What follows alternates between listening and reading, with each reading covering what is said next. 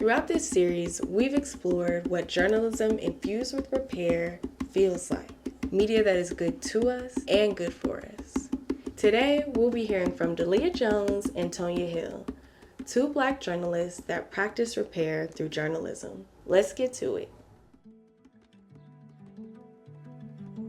Storytelling is like part of who the fabric of my family is.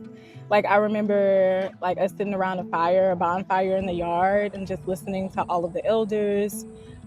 My mama, like my aunties and uncles kind of talk about growing up.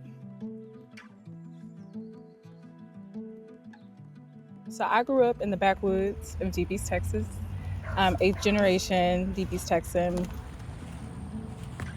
Whenever I go back to the country and I see these 100-foot tall pine trees, and then I see the red dirt, my body instantly sinks and my body just instantly relaxes because it knows that it's in a safe space. It knows that it's the place that I've always called home and that my family has called home for generations. I try to describe that feeling to folks. And also I think that that is the feeling that drives the work that I do, because I want folks to have access to that. My youngest auntie, she's one of my favorite storytellers because she's always going to, make you laugh to the point of tears when she's telling you a story.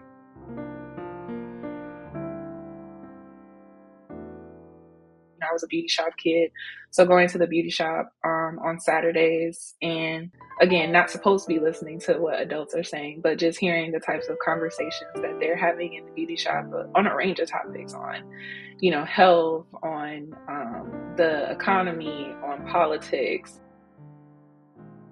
I was a church kid, so I think about that. It's all these women that I've been around, my whole life. It's just me being in all these different spaces and learning from them about how to tell a good story.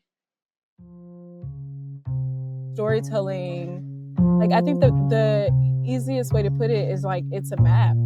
It's a trail, right? So a story will tell you where you've been, and a story tells you where you need to go.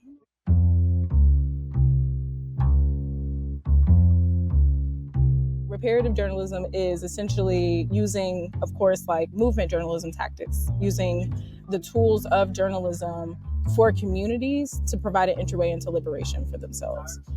When we talk about repairing harm, how do we center community voice in storytelling? And journalism is a public good and it's for the people. So I think that is the really big thing that I've always tried to do. This is not just, okay, what are the elected leaders or our policymakers saying about this? I really want to center the voice of community. And that's also been reinforced, heavily at the tribe. It's just is the work that we're doing honoring the sense or the sentiments of the community that we're serving and that we're accountable to, which is Black Chicago.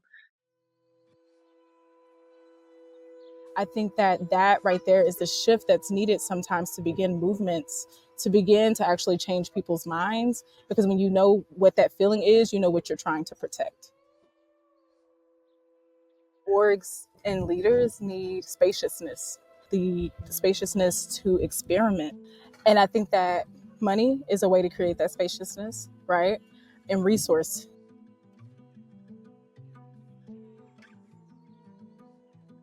Part of that liberation is being home with ourselves. We don't know freedom until we truly understand what freedom is within our bodies and within our minds.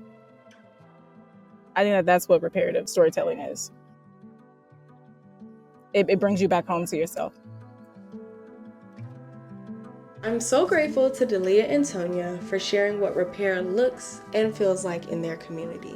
It feels like home, like safety, like freedom, and like liberation. So what could repair look like in your community? What media repair does your community need?